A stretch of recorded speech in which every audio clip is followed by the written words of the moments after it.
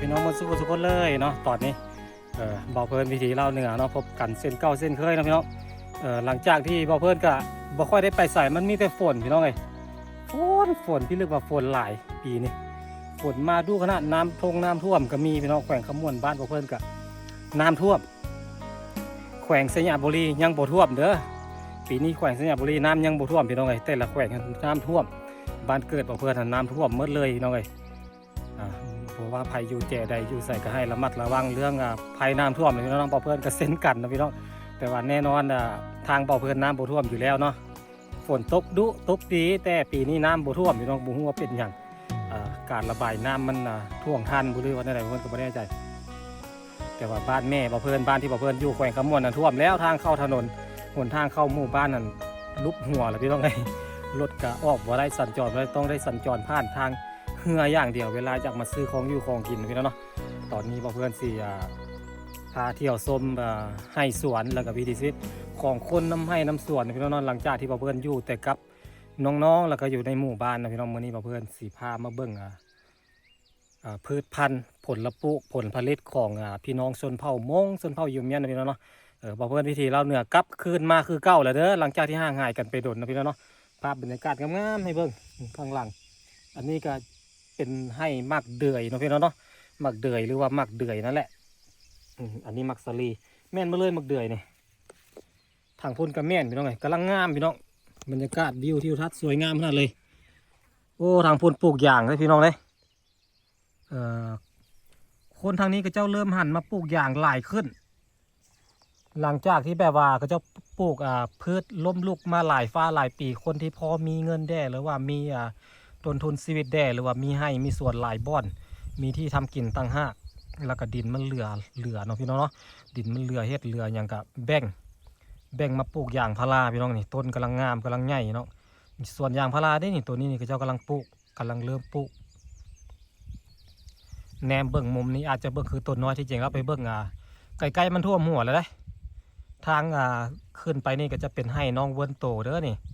เข้าไปในป่าเนี่ยเลยเนาะเป็นให้ของน้องเวิร์นโตเวิร์นลีนี่เลยรถบ่าวเพิ่นจอดไว้อยู่ล่มเพิ่นบ่าวเพิ่นย่างมาสำรวจเส้นทางนะพี่น้องเนาะ ย่างมาสำรวจเส้นทางก็คือนี่เลยเบิ่งดิไต่สันเดี๋ยวบ่าวเพิ่นจะเอาให้เบิ่งถนนนี่คือแบบนี้เนี่ยเดี๋ยวเพื่อนสีลงไม้เบิ่งเนาะเดี๋ยวเพื่อนเอาไม้ก่อนเพื่อนต้องเอาไม้ไปขุดดินได้ถ้าเพื่อนขุดดินนี่เอาตัวนี้แล้วกันเนาะมันง่ายดีถ้าเพื่อนขุดดินช่วยรถเพื่อนสิตกคลองหลุดซิงยุ่งเลยเจ็บย้อนนี่แล้วนะนี่เพราะว่าเส้นทางที่มันมาได้ก็คือเส้นนี้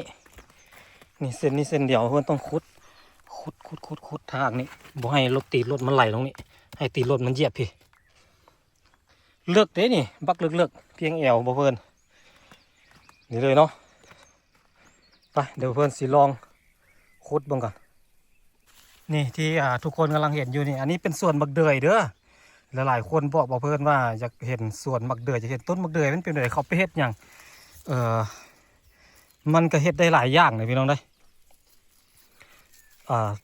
คุณประโยชน์ของมักเดือยนี่เนาะเฮ็ดได้หลายอย่างอีหลีหลายคนอาจจะเคยกินน้ำเต้าหู้นะพี่น้องเนาะ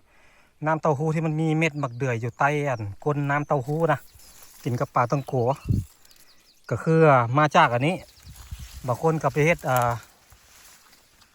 ขนมเฮ็ดเหล้าเฮ็ดอย่างเฮ็ดได้มันคล้ายๆข้าวเด้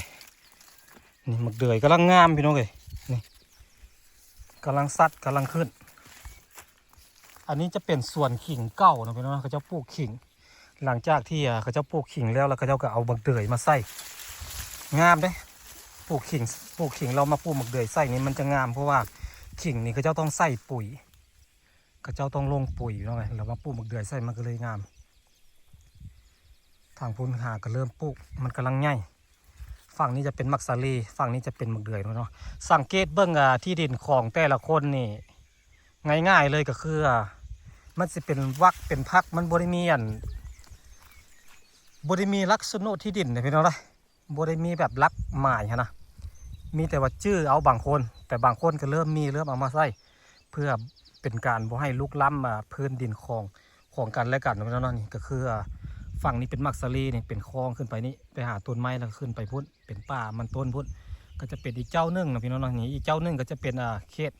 พุ่มมักสลีลงมาในแถวน้อยๆต่ำๆนี่นะลงมานี่ลงมาหาถนนนี้แล้วก็ขึ้นไปนี่ของกับเจ้าเนาะเพราะว่าคนสมัยก่อนกับเจ้าวันเฮ็ดให้เฮ็ดสวนแบบเลื่อนลอยเฮ็ดไปเรื่อยๆแบบเฮ็ดปีเดียวแล้วก็ให้เข้าเนาะเฮ็ดให้เข้าให้น้ำเฮ็ดปีเดียวแล้วก็มันมืดความงามแล้วก็ย้ายไปบนไม้มืดความงามแล้วก็ย้ายไปบนไม้2-3 ปีแล้วยังกลับมามองเก่านะพี่น้องเพราะว่าให้เข้าเนี่ยมันเฮ็ดได้เต็มที่ก็คือ2 ปีพี่น้องไงปีที่3นี่บ่งามแล้วเด้ปีที่3เริ่มบ่อยากงามละกระเจ้าก็เลยย้ายไปเรื่อยๆมันก็เลยเฮ็ดให้กระเจ้ามีดินมีดอนกระจุกกระจิกแยกย้ายกันไปนี่ก็คือนี่ให้เข้านี่พี่น้องปีนี้ปลูกข้าวปีหน้าน่าจะบ่ได้ปลูกเขาจะปลูกแต่ปีเดียวงามอยู่เด้อันนี้มักสาลีกินเด้อนี่มักสาลีพันธุ์พื้นบ้านมักสาลีสีขาวนะพี่น้องเนาะบางหน่วยนะพี่น้องเนาะเดี๋ยวผมจะเอาให้เบิ่งนี่ปกติมันต้องเป็นต้นสีขาวแบบนี้100%เลยจะเป็นสีขาวแบบนี้แต่ว่าบางหน่วยเพื่อนมันผสมเกสรพี่น้องไงก็คือพวกแมงไม้นั่นแหละแมงมดแมงไม้นั่นแหละมันมาผสมเกสรแล้วมันก็เฮ็ดให้ต้นเป็นสีรากสีได้บัดนี้ จากเป็นสีขาวแล้วก็เม็ดสีขาวผสมสีแดงสีเหลืองก็มีพี่น้องไงมักสลีโอ้หลายสีดำก็มีบอกเพื่อนก็ยัง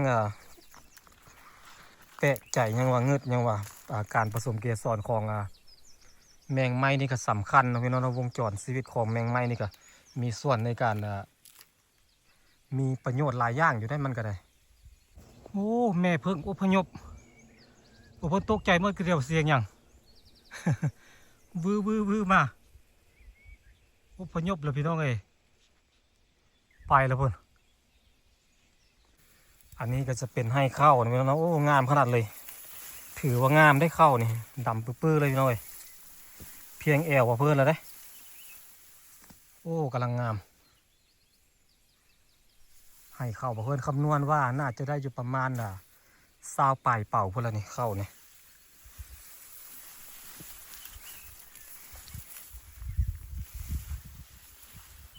1 ปีเนาะ1 ปีมี65 วัน อันนี้ปีมะกล้วยเด้อผมเป็นปีอันนั้นได้มักสลีต้นนี้งามกว่าหมู่เลยหมึงมาก1 2 3 4 5 6 7แต่ที่แน่ๆเป็นมากแน่ๆเลยก็คือมากนี้กับมากนี้มีโอกาสอยู่แต่ว่าบ่แน่ใจว่าสิเป็นหรือเปล่าน่าจะได้อยู่3 มากอันนี้ก็มักสลีมักสาลอยน่าจะได้อยู่2 มากหน่อยมากนี้กับมากนี้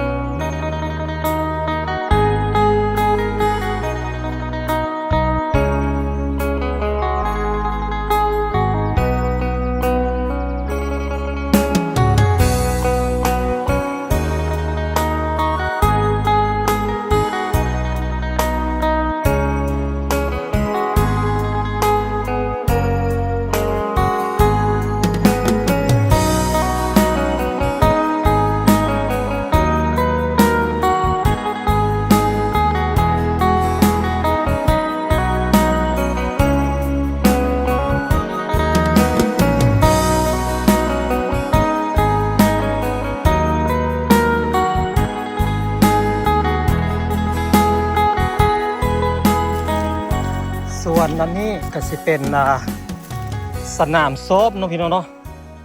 สนามซ้อมของทหารได้กระเจ้าก็ยังบ่ได้ไถบ่ได้หยังก็ยังคงร่องรอยห้องห้อยของการฝึกซ้อมอยู่พี่น้องก็คือกระเจ้าขุดดินพี่น้องเอ้ยนี่ขุดดินเป็นขั้นคู่เวทบ่กระเจ้าเอิ้นคู่เวทแม่นบ่ เพิ่นก็บ่แน่ใจว่าภาษาทหารเขาเจ้าเอิ้นหยังเนาะนี่คัดขุดคูเนาะพี่น้องเนาะขุดเป็นคลองแต่เก้ามันลึกกว่านี้เด้แต่เก้าเลิกท่วมหัวเลยพี่น้องนะเอาไว้ซ้อมยิงปืนพี่น้องเลยซ้อมทหารเด็กน้อยนักเรียนกับสิมานะพี่น้องทุกปีนะพี่น้องเนาะน้องนักเรียนม.7ส่วนหลายจะเป็นม.7มาฝึกนี่เป็นคันครูอยู่ได้กับเจ้าปู่มักเดือยใส่สนามฝึกซ้อมทหารเก้าบนตู่เอาปัดเบาเพื่อนฟังแบบนั้น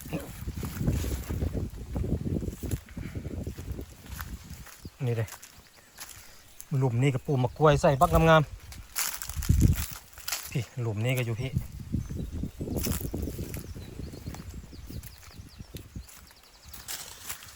แต่สิได้แล้วแหละตั้งแต่รุ่นพ่อรุ่นแม่บนตัวพุ่นแหละเอาวันก็จะมาฝึกซ้อมไว้เอาตัวเองรอดต่อสู้รุ่นพ่อแม่บนตัวปันฟังโรงเรียนมีโรงเรียนได้อยู่บ้านห้วยเรือนี่มีโรงเรียนพี่น้องเอ้ยมีโรงเรียนอยู่โรงเรียนหนึ่งแต่บ่ฮู้ว่าบ่แน่ใจว่าเรียนห้องไหนน่าจะแปลว่าเรียนไปเรื่อยๆเรียนละนะเรียนแบบพออ่านออกเขียนเป็นนะแต่เพื่อนบ่แน่ใจว่ามันมีฮอดปอใดพ่อบนโตเคยว่าเพิ่นฟังอยู่นี่ยางพาราพี่น้องกระเจ้ากำลังเริ่มหันมาปลูกยางพาราหลายขึ้นแล้วนี่ตัดยอดเลยได้นี่ยอดหลังจากที่ยอดมันท่วมหัวแล้วพี่น้องต้นกำลังงามขนาดเลยต้นมันตัดยอดแล้วนี่เลยกำลังแตกกิ่งใหม่คนก็เริ่มหันมาปลูกยางพาราหลายขึ้นนี่เลยโอ้เป็นสุ่มมาเป็นป่าน่าจะเป็นหน่อไม้ได้เนาะน่าจะเป็นหน่อไม้หน่อไม้ขมเนาะพี่น้องเนาะนี่เป็นจุ้มอยู่นี่วงมนนี่น่าจะเป็นป่าหน่อไม้ขมยางพาราเต็มเบิดละฟักผูฟักนั่นก็ได้เริ่มหันมาปลูกยางหลายขึ้นแล้วนี่ป่อนซ่อนดินพี่น้องดินมันงามคนมีเงินได้ก็หันมาปลูกยางคนบ่มีเงินก็เฮ็ดเพื่อล้มลุกแก้ไขชีวิตครอบครัวไปเรื่อยๆปีต่อปีหาเช้ากินค่ำพี่น้องเลยเพราะว่าเฮ็ดน้ำยางพารามันก็เพื่อสิได้กรีดกับ6-7 ปีเงินทุนกับบ่มีอันนี้บ่แม่นบ่แน่ใจว่ามักกล้วยหยังวะมักกล้วยกายบ่แม่นบ่คนเมียนก็เจ้ามักปลูกแล้วล่ะมันกินซุกกินซุกก็ได้แต่ว่ามันส้มพี่น้องไงเขาเจ้าบ่นิยมกินส้มกินซุกซะดอกเขาเจ้านิยมเอามาปิ้งมักกล้วยอันนี้นะเอามาปิ้งกินเอามาจี้นะจี้กล้วยจี้ผัดหอมผัดแซ่บได้คันเอามากินซุกผัดมากซุกคาต้นมันผัดจากส้มๆในเดี๋ยวนึง